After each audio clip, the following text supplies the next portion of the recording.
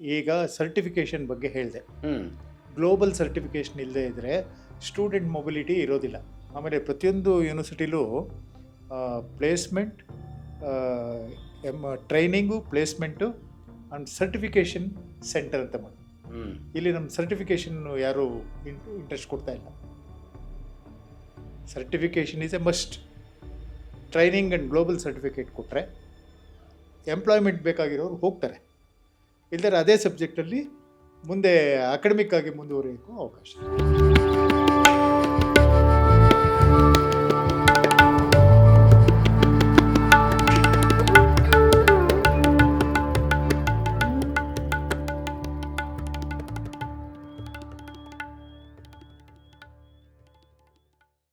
Sir, ಸರಳತೆ ಮತ್ತು ಪ್ರಾಮಾಣಿಕತೆ ವಿಷಯ ಬಂದಾಗ ಸರ್, ಅದು ಬಹಳ ಕಷ್ಟ ಅಲ್ಲ. ಈಗ ರಂಗನಾಥ್ ಸರ್ ಅಂತಂದರೆ ಯೂನಿವರ್ಸಿಟಿ ಪ್ರೊಫೆಸರ್ ಆಗಿದ್ದರು, ಒಂದು ವಿಶ್ವವಿದ್ಯಾಲಯದ ರಿಜಿಸ್ಟ್ರಾರ್ ಆಗಿದ್ದರು. ಆದರೂ ಬೇಸಿಕ್ ಎಸೆನ್ಸ್ ಇತ್ತಲ್ಲ, ಸರಳತೆ. ಆಟೋದಲ್ಲೇ ಓಡಾಡೋದು, ಯೂನಿವರ್ಸಿಟಿ ಅಷ್ಟು ದೊಡ್ಡ ಕಾರ್ ಕೊಟ್ಟಿದ್ದರು ಅದನ್ನು ಲೆಕ್ಕಕ್ಕೆ ತಗೊಳ್ಳದೇ ಇರೋದು, ನಮ್ಮ ಭೂಪಾಲನ್ ಆಟೋದಲ್ಲೇ ಬೆಳಗ್ಗೆಯಿಂದ ಓಡಾಡೋದು, ಸರಳವಾಗಿ ಬದುಕೋದು. 600 ಕಾಲೇಜುಗಳಷ್ಟು ಅಫಿಲಿಯೇಷನ್ ಅಧಿಕಾರ ನಿಮ್ಮಲ್ಲಿ ಪ್ರಭುದೇವ ಕೈಯಲ್ಲಿದ್ದಾಗ ಭ್ರಷ್ಟಾಚಾರಕ್ಕೆ ಮನಸ್ಸು ಮಾಡದೇ ಇರೋದು, ಒಂದು ಅರ್ಥದಲ್ಲಿ ನಿಮ್ಮನ್ನು ಅಬ್ದುಲ್ ಕಲಾಂ ಆಫ್ ಕರ್ನಾಟಕ ಅಂತಲೇ ಕರೀತಾರೆ. ತುಂಬ ದೊಡ್ಡ ಮಾತಾಯಿತು. ನೀವು ಆದರೆ ಅಲ್ಲಲ್ಲ, ನೀವು ಆ ಥರ ಹೇಳ್ಬೋದು. ಇವಾಗ ಯಾವುದೇ ವ್ಯಕ್ತಿ ಹೇಗೆ ಅವನು ನಡ್ಕೋಬೇಕು ಅನ್ನೋದು ಅವನು ನಿರ್ಧರಿಸ್ತಾನೆ. Personal ethics. ಫಾರ್ ಎಕ್ಸಾಂಪಲ್, ನಮ್ಮ ಫ್ರೆಂಡ್ಸ್ ಇಬ್ಬರನ್ನ 3 ಜನನ ಹೇಳಿದೆ ನಾನು. ಶಶಿಧರ ಅಂತ AS ಆಫೀಸರ್, ಅವರು ಚೀಫ್ ಮಿನಿಸ್ಟ್ರಿಗೆ ಸೆಕ್ರೆಟರಿ ಆಗಿದ್ದರು. ನಿರಂಜನ್ ಅವರು, ಕುಚ್ಚಣ್ಣ ಶ್ರೀನಿವಾಸನವರು, ಅವರೆಲ್ಲ ಅವರವರು ಇದರಲ್ಲಿ ಒಂಥರ ನಿರ್ಲಿಪ್ತರಾಗೇ ನಡೆಸಿದ್ರು. ಚಿರಂಜೀವಿ ಸಿಂಗ್ ಅವರು, ಗೋಕುಲ್ ರಾಮ್ ಅವರು, IAS ಆಫೀಸರ್ಸು, ಇವರೆಲ್ಲ ತುಂಬ ಹೆಸರು ಮಾಡಿದವರು. ಕೆಲವೇ ಹೆಸರುಗಳು ಜಾಮದಾರ್ ಗೊತ್ತಿರೋದು.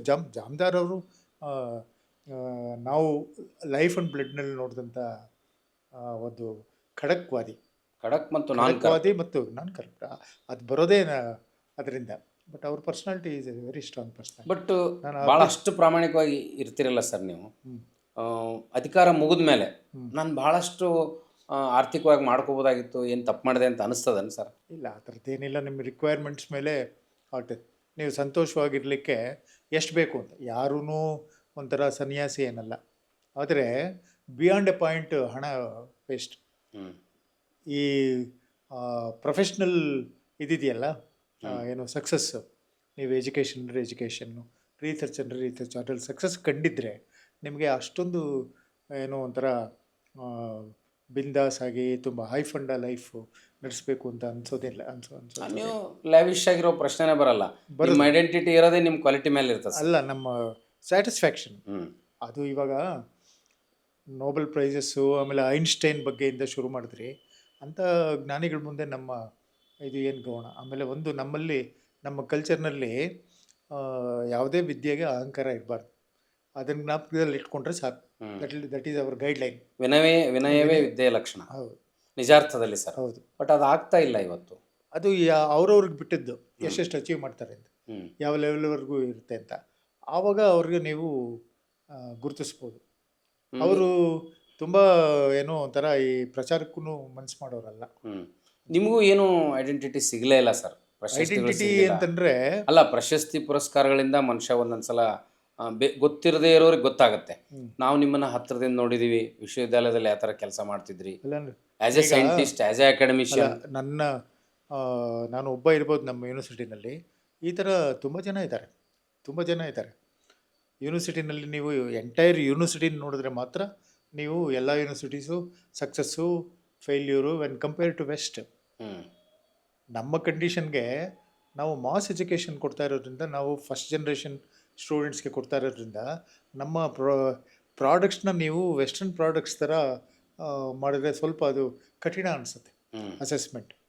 ಒಬ್ಬ ಇವರು ಏನು pro chancellor of A private university ಕೇಳಿದ್ರು ನನ್ನ, ಏನು ಬ್ಯಾಂಗ್ಳೂರು ಯೂನಿವರ್ಸಿಟಿ ಇಷ್ಟು ಹದಗೆಟ್ಟಿದೆ, ಪ್ರೈವೇಟ್ ಯೂನಿವರ್ಸಿಟೀಸ್ ನೋಡಿ ಹೆಂಗಿದೆ ಅನ್ನೋ ಥರ ಹೇಳಿದ್ರು. ನಾನು ಹೇಳಿದೆ, ನಮ್ಮ ಯೂನಿವರ್ಸಿಟಿಗೆ ಸರ್ಕಾರದ ಪಾಲಿಸಿ ಏನಂತಂದರೆ ಫಸ್ಟ್ ಜನ್ರೇಷನ್ ಸ್ಟೂಡೆಂಟ್ಸ್ ಬರ್ತಾರೆ, ಅವ್ರಿಗೆ education it self is A challenge. ಹ್ಞೂ ಅಕ್ಷರ ಜ್ಞಾನವೇ ಚಾಲೆಂಜ್. ಫಾರ್ ಎಕ್ಸಾಂಪಲ್ ಅವ್ರಿಗೆ ನೀವು ಇಂಗ್ಲೀಷ್ ಬಗ್ಗೆ ಹೇಳಿದ್ರಲ್ಲ, ಎಲ್ಲರೂ ಅಷ್ಟಕ್ಕೆ ಇರೋದಿಲ್ಲ. ನಾನು ಒರಿಸ್ಸಾದಲ್ಲಿ ಬಲಂಗೀರ್ ಅನ್ನೋ ದೇಶಕ್ಕೆ ಹೋಗಿದೆ. ಅದು ಸಂಬಲ್ಪುರ್ ಫಾರೆಸ್ಟ್ನಲ್ಲಿ ತೀರಾ ಒಳಗಡೆ ಇರುವಂಥ ಟ್ರೈಬಲ್ ಸ್ಕೂಲ್ಸು ಇದೆ ಇದರಲ್ಲಿ, ಆ ಜಾಗದಲ್ಲಿ ಹೋಗಿದ್ದೆ. ಅಲ್ಲಿ ಸ್ಕೂಲ್ ಟೀಚರ್ಸು ಅವರೇ ಎಂಥದ್ದು ಆ, ಒಂದು ಗೆಸ್ಟ್ ಹೌಸು ಥರ ಇತ್ತು. ನನ್ನ ಆಫೀಸರ್ಸ್ ಹೋದರೆ ಅದೊಂದೇ ಇದ್ದಿತ್ತು. ಸ್ಕೂಲ್ ಇತ್ತು, ಟೀಚರ್ಸ್ ಇತ್ತು, ಅಷ್ಟೇ. ಅಷ್ಟು ಕ್ರಿಟಿಕಲ್ ಅಷ್ಟು ಸಿನಾರಿಯೋದಲ್ಲಿ ಅಷ್ಟು ಹಂಬಲ್ ಇದರಲ್ಲಿ ನೋಡಿದ್ರೆ ಕರ್ನಾಟಕದಲ್ಲಿರೋ ಕಂಡೀಷನ್ಸು ಎಕ್ಸ್ಟ್ರಾರ್ಡಿನರಿ. ಇದೆ ಸರ್, ನಮ್ಮಲ್ಲಿ ತುಂಬ ಚೆನ್ನಾಗಿದೆ. ವಿ ಆರ್ ವೆರಿ ಲಕ್ಕಿ ಆ ವಿಷಯಕ್ಕೆ. ಹೌದು. But on par with private universities. ಹ್ಮ್. ಈಗ ನೀವು ಇತ್ತೀಚೆಗೆ ತುಂಬ ಆರ್ಗ್ಯೂ ಮಾಡ್ತಾ ಇದ್ರಿ, ಭಾಳಷ್ಟು ಯೂನಿವರ್ಸಿಟಿಗಳು ಬಂದರೆ ಪ್ರಯೋಜನ ಇಲ್ಲ, ಎಂಪ್ಲಾಯಬಿಲಿಟಿ ಬೇಕು, ಅದಕ್ಕೆ ಸ್ಕಿಲ್ ಬೇಸ್ಡ್ ಬೇಕು ಅಂತ. ಅದಕ್ಕೆ ಒಂದು ಕ್ಲಾಸಿಫಿಕೇಷನ್ನು educationist they would like to make. ಒಂದೇನೆಂದರೆ whether you are a teaching university or a research university. ಹ್ಞೂ ಇವಾಗ ಬ್ಯಾಂಗ್ಳೂರು ಯೂನಿವರ್ಸಿಟಿ ಆ್ಯಂಡ್ ನಮ್ಮ ಮೇಲೆ ಏನು ಆ್ಯಕ್ಟಲ್ಲೇ ಬರೆದ್ಬಿಟ್ಟಿದೆ, research is part of university professors assistant professors duty ಅಂತ. ಹ್ಞೂ ನಾವು ಮಾಡಲೇಬೇಕು, ಅದರಿಂದ ಇದಿಲ್ಲ. ನೀವು ಟೀಚಿಂಗ್ ಯೂನಿವರ್ಸಿಟಿ ಅಂತಂದರೆ ಹ್ಞೂ it is like just like a glorified college. ಹ್ಞೂ ಅವರು ಕೋರ್ಸಸ್ಸು ಅಡ್ಮಿಷನ್ಸು ಇದ್ರ ಬಗ್ಗೆ ಹೇಳ್ಕೊಳ್ತಾರೆ. ನೀವು ಯಾವುದು ಟೀಚಿಂಗ್ ಯೂನಿವರ್ಸಿಟಿ, ಯಾವುದು ರಿಸರ್ಚ್ ಯೂನಿವರ್ಸಿಟಿ ಅಂತ ಐಡೆಂಟಿಫೈ ಮಾಡಬೇಕು. ಹ್ಞೂ ಟೆಕ್ನಿಕಲ್ ನಮ್ಮಲ್ಲಿ ಕೆಲವು ಡಿಪಾರ್ಟ್ಮೆಂಟ್ಸು ಎಕ್ಸ್ಟ್ರಾರ್ಡನರಿ ಡಿಪಾರ್ಟ್ಮೆಂಟ್ಸ್. ಹ್ಞೂ ಮ್ಯಾಥಮೆಟಿಕ್ಸ್ ಡಿಪಾರ್ಟ್ಮೆಂಟು ಗ್ಲೋಬಲಿ ನೋನ್, ಹ್ಞೂ ಕೆಮಿಸ್ಟ್ರಿ ಡಿಪಾರ್ಟ್ಮೆಂಟು ಗ್ಲೋಬಲಿ ನೋನ್. ಆಮೇಲೆ ಜಿಯಾಲಜಿ ಡಿಪಾರ್ಟ್ಮೆಂಟಲ್ಲಿ ಪ್ರೊಫೆಸರ್ ನಾಗಣ್ಣ ಅವರಿದ್ದರು. ಅವರು one of the scientist invited by America to examine moon rocks. ಹ್ಞೂ 67 ಹೋದಾಗ ಮೂನ್ ರಾಕ್ ಸ್ಯಾಂಪಲ್ಸ್ ತಂದಿರಲ್ಲ, ಆ ಸ್ಯಾಂಪಲ್ಸ್ನ ನೋಡೋದಕ್ಕೆ, ಅನಲೈಸ್ ಮಾಡೋದಕ್ಕೆ ಈಸ್ ಒನ್ ಆಫ್ ದಿ ಆ ಥರ ತುಂಬ ಎಕ್ಸ್ಟ್ರಾರ್ಡ್ನರಿ. ಆಮೇಲೆ ನಮ್ಮಲ್ಲಿ ಟೀಚರ್ಸ್ ಅಂತವ್ರು ಇದ್ದರು, GS ಶಿವರುದ್ರಪ್ಪನವರು. ಆಮೇಲೆ ಆ ಕನ್ನಡ ಡಿಪಾರ್ಟ್ಮೆಂಟಲ್ಲಿ ಬರಗೂರು ರಾಮಚಂದ್ರಪ್ಪನವರು. ಆಮೇಲೆ ಸಿದ್ಧಲಿಂಗಯ್ಯನವರು. ವಂಡರ್ಫುಲ್ ವಂಡರ್ಫುಲ್, ಏನೂ ಕಡಿಮೆ ಇಲ್ಲ. ಆದರೆ ಈ ಸ್ಟೆಮ್ ಸಬ್ಜೆಕ್ಟ್ಸ್ ಮೇಲೆ ಇರೋ ಫೋಕಸ್, ಹ್ಞೂ ಇವಾಗ ಟಿ ವಿ ಇದರಲ್ಲಿ ಯಾವುದಾದ್ರು ಸ್ಕಿಟ್ಟು ಆಮೇಲೆ ಕ್ವಿಝು ಅವೆಲ್ಲ ಮಾಡಬೇಕು ಅಂದರೆ ಬರೀ ಫಿಸಿಕ್ಸ್ ಕೆಮಿಸ್ಟ್ರಿ ಮೇಲೆ ಮಾಡಿದ್ರೆ, ಹ್ಞೂ ಇದು ಎಲ್ಲರೂ ಸೈನ್ಸ್ ಅಂದರೆ ಇವೇ ಅನ್ನೋ ತಿಳ್ಕೊಳ್ಳೋ ಇದಿದೆ. ಅಂದರೆ ನಾನು ಅದ್ರ ಕಡೆ ಗಮನ ಬೇಡ ಅಂತಿಲ್ಲ, ಅಷ್ಟೇ ಹೊತ್ತು ಇದಕ್ಕೂ ಕೊಟ್ಟರೆ ಮಾತ್ರ. ಹ್ಞೂ ಸರ್, ಈಗ ಶಿಕ್ಷಣ ಪದ್ಧತಿ ಈ ಟೆಕ್ನಿಕಲ್ ಬೇಸ್ಡು ಅಥವಾ ಈ ಅಕಾಡೆಮಿಕ್ಕಿಂತಲೂ ಹೆಚ್ಚು ಯೂನಿವರ್ಸಿಟಿಗಳು ಮತ್ತು ಎಜುಕೇಷನ್ ಪಾಲಿಸಿ ಇಂಡಸ್ಟ್ರಿಯಲ್ ಓರಿಯೆಂಟೆಡ್ ಇರಬೇಕಾದ್ರೆ ಏನು ಜಾಗತಿಕದಲ್ಲಿ ಇವತ್ತು ಏನು ಬದಲಾವಣೆ ಆಗಿದೆ, ಇಲ್ಲೇನಾಗಬೇಕಂತ ನೀವು ಬಯಸ್ತೀರಿ? ಜಾಗತಿಕ ಬದಲಾವಣೆ ಅಂತಂದರೆ ನೀವು ಅದನ್ನು ಇಂಡಸ್ಟ್ರಿಯಲ್ ರೆವಲ್ಯೂಷನ್ ಹೇಗೆ ಶುರುವಾಯಿತು, ಈಗ ಅದು ಯಾವ ನೆಲೆಯಲ್ಲಿ ನಿಂತಿದೆ, ಮುಂದೆ ಎಲ್ಲಿ ಹೋಗ್ಬೋದು ಹ್ಞೂ ಅನ್ನೋದ್ರ ಬಗ್ಗೆ ಯೋಚನೆ ಮಾಡಬೇಕು. ಇಂಟರ್ನ್ಯಾಷನಲ್ ಲೇಬರ್ ಆರ್ಗನೈಸೇಷನ್ನು ಏನು ಹೇಳಿದ್ದಾರೆ ಅಂದರೆ, ನೀವು ನಿಮ್ಮ ಸ್ಕಿಲ್ಲು ಕೌಶಲ್ಯಗಳನ್ನ ಜಾಗತಿಕ ಡೆವಲಪ್ಮೆಂಟ್ಸ್ಗೆ ನೀವು ಅಲೈನ್ ಮಾಡದೇ ಇದ್ದರೆ ಹ್ಞೂ ನಿಮ್ಮ ಕೆಲಸಗಳು ಸಿಗೋದಿಲ್ಲ. ಫಾರ್ ಎಕ್ಸಾಂಪಲ್, ಇವಾಗ ಮೊದಲನೇ ಇಂಡಸ್ಟ್ರಿಯಲ್ ರೆವಲ್ಯೂಷನಲ್ಲಿ ಸ್ಟೀಮ್, ಆಮೇಲೆ ಇದು ಬಂತು, ಅದು ಇದು ಇಂಜಿನ್ಸ್, ಬಟ್ ರೈಲ್ವೆ ಇಂಜಿನ್ನು ಅವೆಲ್ಲ ಬಂತು. ಆಮೇಲೆ ಮತ್ತೆ ಕಂಪ್ಯೂಟರ್ಸ್ ಬಂತು, ಆಮೇಲೆ ಡಿಜಿಟಲೀಕರಣ, ಈಗ ಆರ್ಟಿಫಿಷಿಯಲ್ ಇಂಟೆಲಿಜೆನ್ಸು, IoT ಅವೆಲ್ಲ ಇದೆ. ಈಗ ಯುನೈಟೆಡ್ ನೇಷನ್ಸು ಅವು 11 ಟೆಕ್ನಾಲಜೀಸ್ನ ಗುರುತಿಸಿದೆ. ಹ್ಞೂ ಈ 11 ಟೆಕ್ನಾಲಜಿಗಳೇ ಹ್ಞೂ ನಮ್ಮ ಇಂಡಸ್ಟ್ರಿ 4 ಅಂತ. ಇದು 4th ಇಂಡಸ್ಟ್ರಿಯಲ್ ರೆವಲ್ಯೂಷನ್. ಈಗ ಹ್ಞೂ ಈ ಇಂಡಸ್ಟ್ರಿಯಲ್ ರೆವಲ್ಯೂಷನ್ ಟೆಕ್ನಾಲಜೀಸೇ ಈ ಫ್ಯಾಕ್ಟ್ರಿಗಳನ್ನ ಅದೆಲ್ಲ ಮಾಡೋದು. Unless you train our students in these 11 technologies, jobs ಮುಂದೆ ಇದು ಸಿಗೋದಿಲ್ಲ.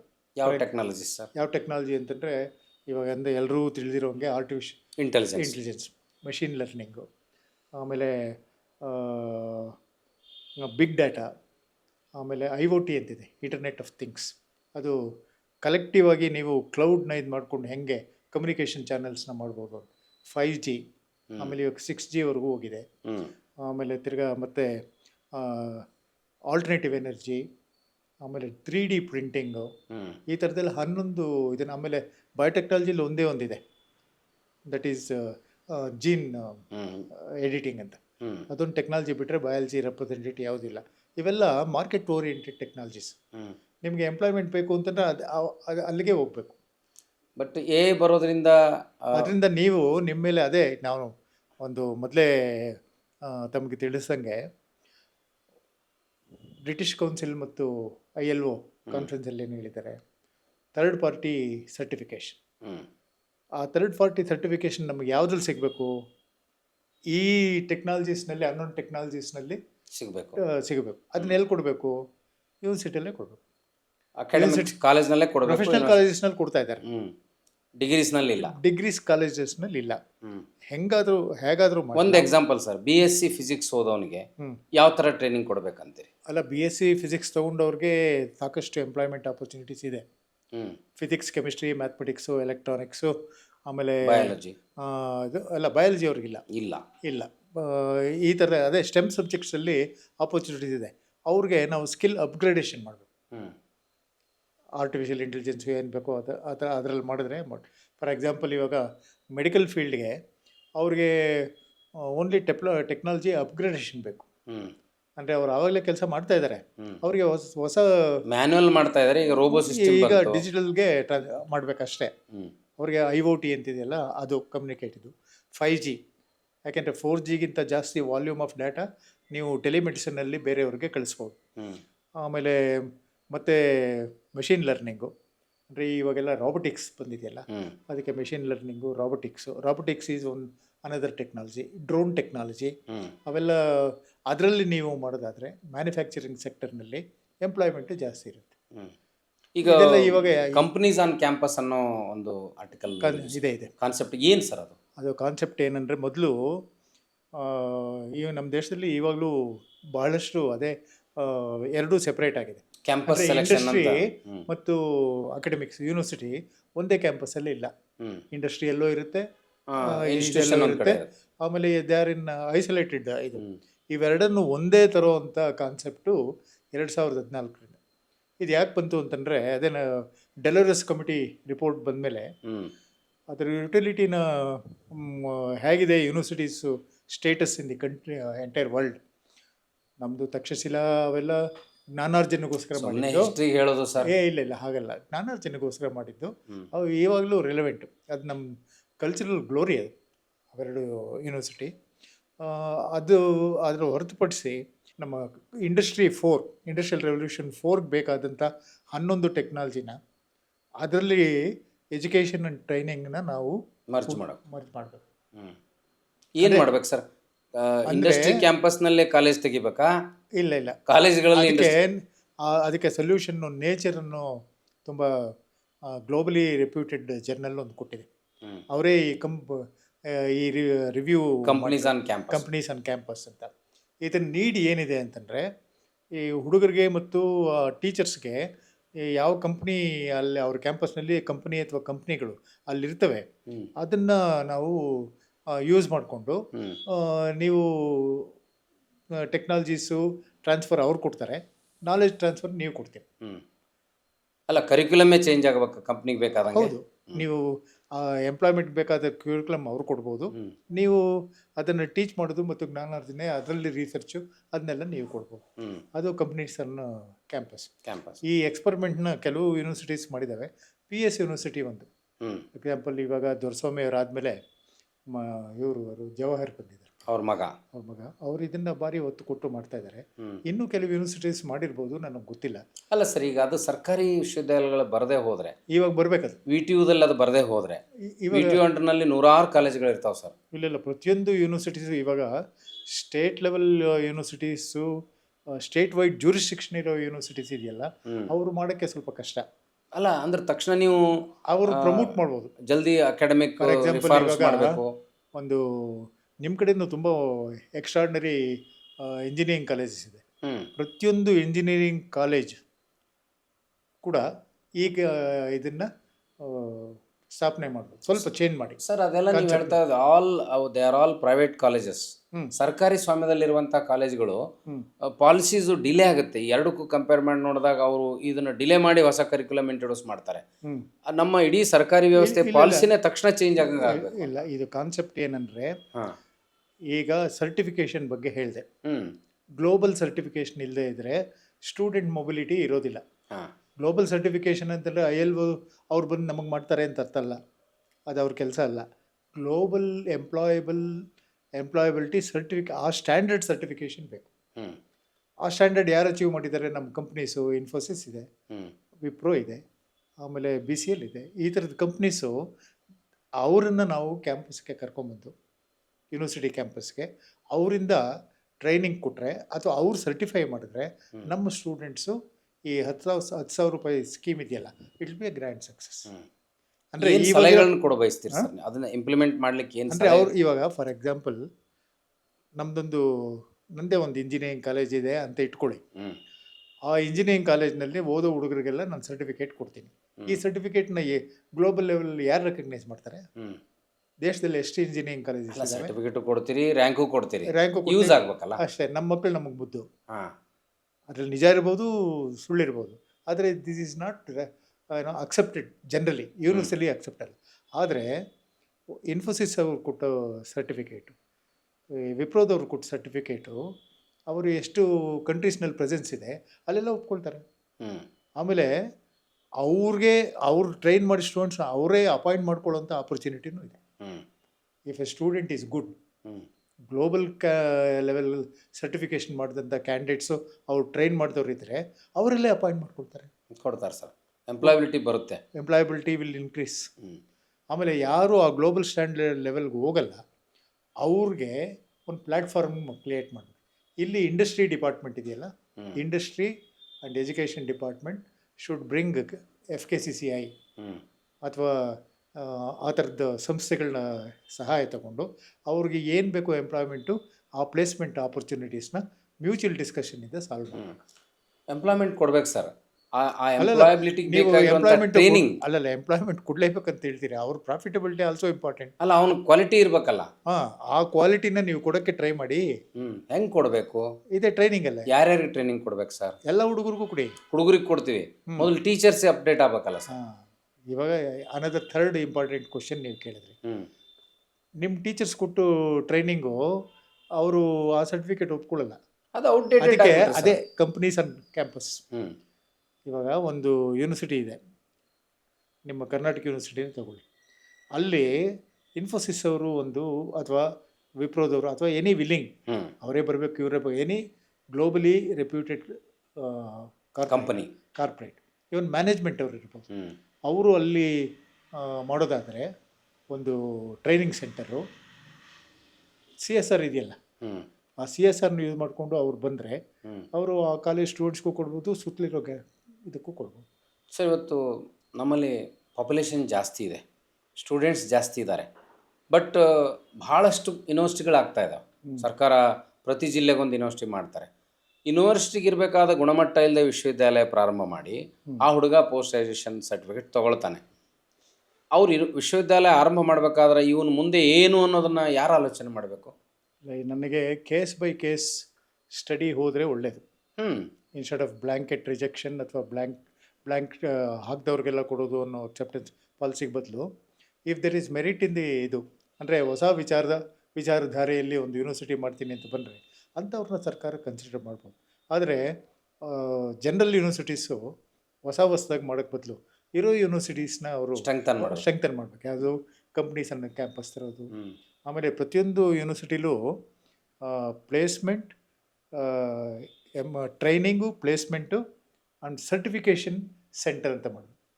ಇಲ್ಲಿ ನಮ್ಮ ಸರ್ಟಿಫಿಕೇಷನ್ ಯಾರು ಇಂಟ್ರೆಸ್ಟ್ ಕೊಡ್ತಾ ಇಲ್ಲ. Certification is a must.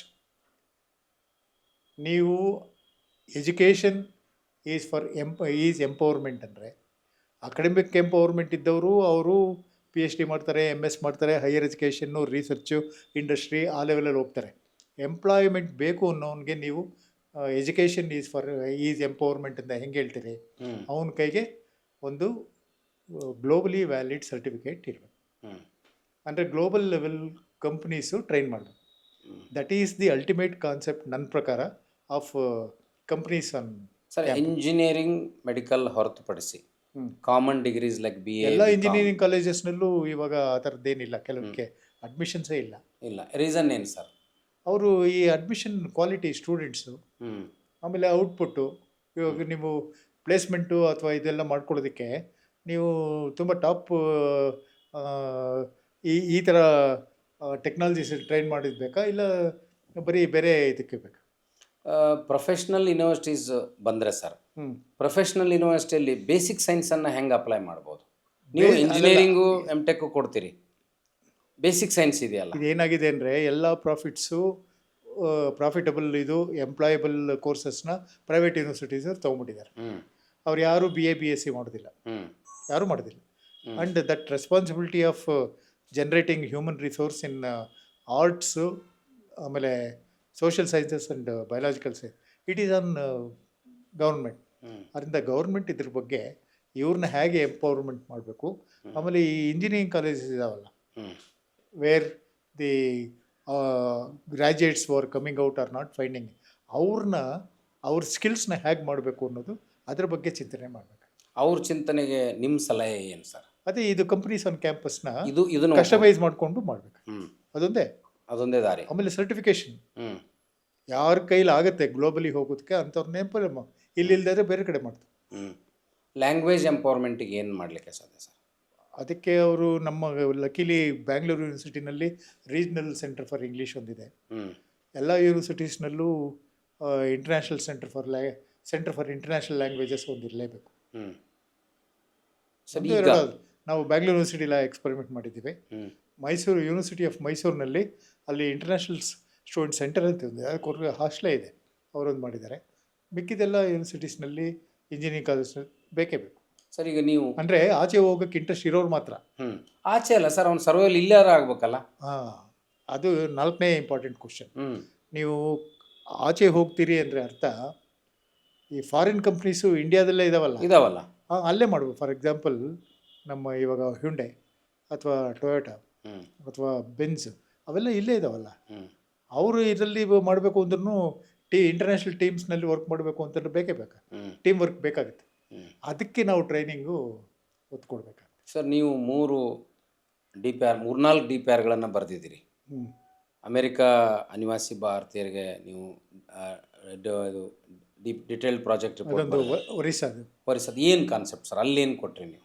ಅವ್ರಿಗೆ ಏನು ಬೇಕಾಗಿತ್ತು ಅಂತಂದರೆ ಅದು ನಾನು ಚೇರ್ಮನ್ ಆಗಿ ಹೋಗಿದ್ದೆ ಒಂದು ರಾವನ್ ಶಾ ಯೂನಿವರ್ಸಿಟಿಯನ್ನು. ಅಲ್ಲಿ ಅದು one of the oldest colleges, upgrade to university.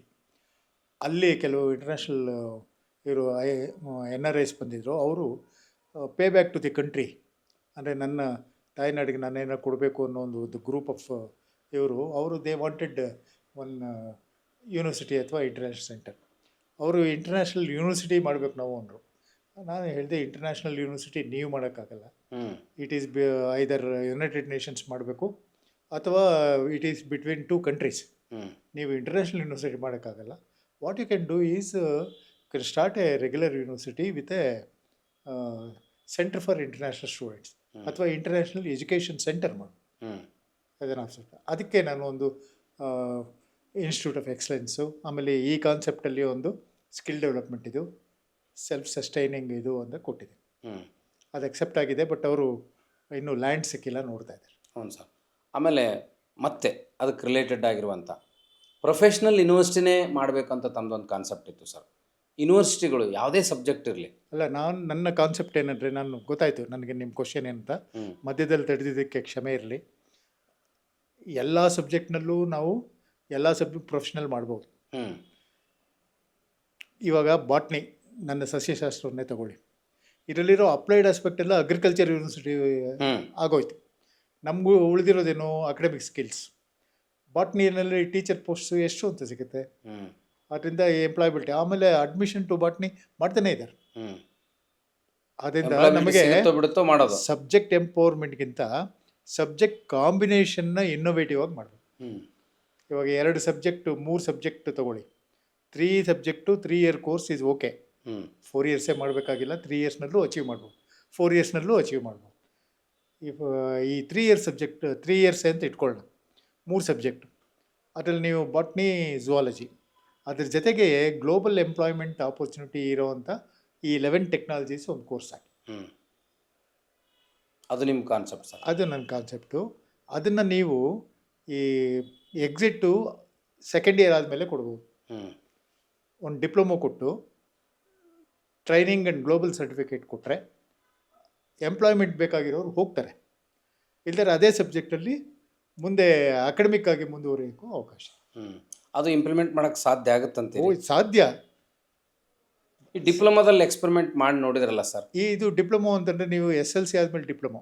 ಹಾಂ ಇದು ನಾವು ಡಿಗ್ರಿನಲ್ಲಿ ಡಿಪ್ಲೊಮೊ. ಡಿಗ್ರಿನಲ್ಲಿ ಡಿಪ್ಲೊಮಾ. ಇವಾಗ ಈ SLC ಆದಮೇಲೆ ಅವರು ಡಿಪ್ಲೊಮೊಗೆ ಹೋಗ್ದಿರ PUCಗೆ ಬಂದುಬಿಟ್ಟಿರ್ತಾರೆ. ಹ್ಞೂ ಅವ್ರಿಗೆ 2 ವರ್ಷ ಆಲ್ರೆಡಿ ಕಳೆದುಬಿಟ್ಟಿರ್ತಾರೆ. ಹ್ಞೂ ಮತ್ತೆ ಡಿಗ್ರಿಗೆ ಹೋಗ್ತಾರೆ, ತಿರ್ಗಾ ಮತ್ತೆ ಡಿಪ್ಲೊಮೊಗೆ ಹೋದರೆ ಅವರು PUC ಮಾಡಿರೋದು ವೇಸ್ಟ್ ಆಗುತ್ತೆ. ಅವರು ಯಾವುದೋ ಒಂದು ರೀಸನ್ಗೆ ಇಲ್ಲೇ ಬರ್ತಾರೆ. ಇಲ್ಲೇ ನಾವು ಅವ್ರಿಗೆ ಡಿಪ್ಲೊಮೊ ಕೊಡ್ಬೋದು.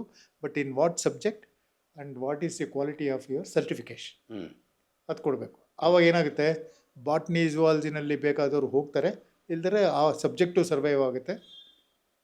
ಆಮೇಲೆ ಅವ್ರಿಗೆ ಎಂಪ್ಲಾಯ್ಮೆಂಟ್ ಆಪರ್ಚುನಿಟಿ ಸಿಗುತ್ತೆ.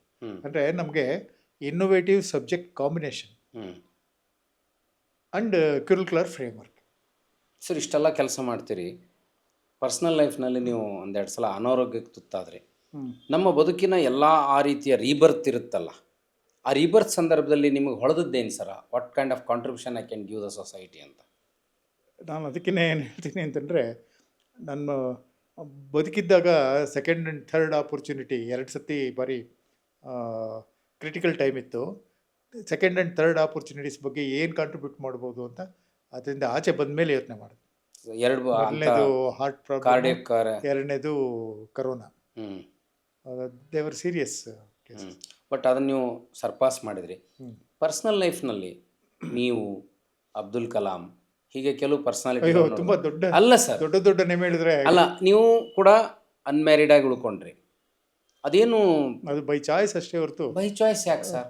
ಅಲ್ಲಲ್ಲ, ನಮ್ಮ ತಂದೆ ಸತ್ತಿದ್ದರಿಂದ ಕೆಲವು ಸಂಸಾರದ ಇದರಿಂದ ನಾನು ಆ ಡಿಸಿಷನ್ ತೊಗೋಬೇಕಾಯ್ತು. ಅದಾಯಿತು, ಆ ಕಾಲಘಟ್ಟ ಆಯಿತು. ಈಗ ಪ್ರೊಫೆಷನಲಿ ಬಂದಮೇಲೆ ನಾನು ಇಷ್ಟೆಲ್ಲ ತೊಗೊಂಡಿದ್ದೀನಲ್ಲ, ಈ ಎಂಥದ್ದು ನಮ್ಮ ಶ್ರೀರಂಗಪಟ್ಟಣ ಅಂತ ರೂರಲ್ ಏರಿಯಲ್ಲಿ, ಕನಕಪುರ, ಎಲ್ಲ ಒಳ್ಳೆ ಬ್ಯಾಂಗ್ಳೂರು ರೂರಲ್ಲು, ಮೈಸೂರು ಡಿಸ್ಟ್ರಿಕ್ಟು, ಈ ಥರದಲ್ಲೆಲ್ಲ. ಬಟ್ ಈಗ ನೀವು ಸ್ಟಾರ್ ಆಫ್ ಬೆಂಗಳೂರು ಸರ್. ಅಲ್ಲಲ್ಲ, ಆ ಥರದ್ದು ಮಾಡಿದ್ಮೇಲೆ ನನಗೊಂದು ಆಪರ್ಚುನಿಟಿ, ಇಂಥ ಅವಕಾಶ ಸಿಕ್ತಲ್ಲ, ಅದು ಎಕ್ಸ್ಟ್ರಾರ್ಡಿನರಿ ಸರ್. ಈಗ ಬಹಳ ನೆಗ್ಲೆಕ್ಟೆಡ್ ಸೆಕ್ಟರ್ ಸಮಾಜದಲ್ಲಿ ನಾನು ಇತ್ತೀಚೆಗೆ ಜಪಾನ್ಗೆ ಹೋದಾಗ ನೋಡಿದೆ, ಒಬ್ಬ ಫಿಸಿಕಲ್ ಚಾಲೆಂಜ್ಡ್ ಮನುಷ್ಯ ಇಡೀ ದೇಶದ ತುಂಬ ಟೆಕ್ನಾಲಜಿ ಸಹಾಯದಿಂದ ಆರಾಮಾಗಿರ್ಬೋದು. ಹಾಕಿನ್ಸ್ ಎಕ್ಸಾಂಪಲ್ ತೊಗೊಳ್ಳೋದ್ರಿಂದ ಹಿಡಿದು ಸ್ಟೀಫನ್ ಹಾಕಿನ್ಸ್ಲಿಂದ ಹಿಡಿದು ಜಪಾನ್ನಲ್ಲಿ ಇವತ್ತು ನಾವು ನೋಡಿದಾಗ, ಯುರೋಪ್ನಲ್ಲಿ ನೋಡಿದಾಗ, ನಮ್ಮಲ್ಲಿ ಬಹಳ ನೆಗ್ಲೆಕ್ಟೆಡ್ ಕಮ್ಯುನಿಟಿ ಅಂತಂದರೆ, ಅಬ್ನಾರ್ಮಲ್ ನೆಗ್ಲೆಕ್ಟೆಡ್ ಕಮ್ಯುನಿಟಿ ಅಂದರೆ ದೈಹಿಕ ವಿಕಲಚೇತನರು ಸರ್. ನಿಮಗೆ ಯಾಕೆ ಆ ಬಗ್ಗೆ ಅದೊಂದು ನಿಮ್ಗೆ ಕಾನ್ಸೆಪ್ಟ್ ಹೊಳೆದು, ಏನು ರೀಸನ್ ಸರ್? ಅಲ್ಲ, ಅದರ ಇಂಟ್ರೆಸ್ಟ್ನಲ್ಲಿ ಬೆಳೆಸಿದ್ದೆ ನೀವು. ಅಲ್ಲ, ಆಮೇಲೆ ನೀವು ಅಲ್ಲಿವರೆಗೂ ನಾನು ಅವ್ರ ಬಗ್ಗೆ ಯೋಚನೆ ಮಾಡಿರಲಿಲ್ಲ. ಅದು ಯಾಕೆಂದರೆ ನನ್ನ ಊಹೆಗೂ ನಿಲುಕಿದ್ದದು. ಆಮೇಲೆ ಮಾರುತಿ ಗುರೂಜಿಯವರು ನನಗೊಂದು ಫೋನ್ ಮಾಡಿ, ನೀವೊಂದು ಪ್ರಾಜೆಕ್ಟ್ ಬರೀತೀರಾ ಅಂದಮೇಲೆ ದೆನ್ ಅದ್ರ ಬಗ್ಗೆ ನಾನು ಗಹನವಾಗಿ ಹೋದಾಗ ತುಂಬ ಸೀರಿಯಸ್ ಆಗಿದೆ ಪೊಸಿಷನ್. ಫಾರ್ ಎಕ್ಸಾಂಪಲ್, ಈಗ ನಮ್ಮ ಜಾತಿ ಜನಗಣತಿ ಕೇಂದ್ರ ಬರೀ ಜಾತಿ ಮಾಡ್ತಾರೆ.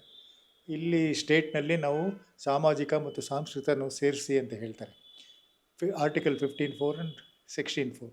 ಇದಕ್ಕೆ ನಾವು ಯಾವುದು ನಮ್ಮ ಇದು ಏನು